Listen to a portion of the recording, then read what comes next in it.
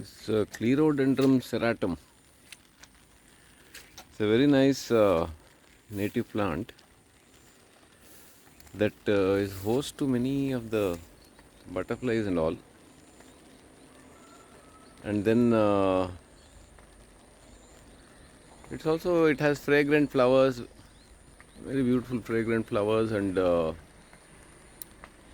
it can be used very nicely as a garden plant, because it can is quite hardy and all, and then it can be used beautifully to cover up some ugly walls and all. If you don't want the wall to be visible, this is a nice species to use if one plants it next in a row.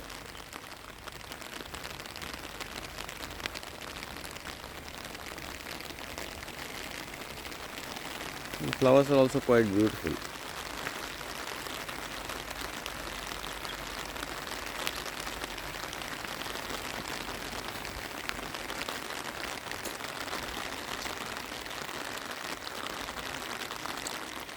And from there it starts, and then the whole line is there all the way up to the end. And if you have these kind of plants, then you are likely to attract those type of butterflies also.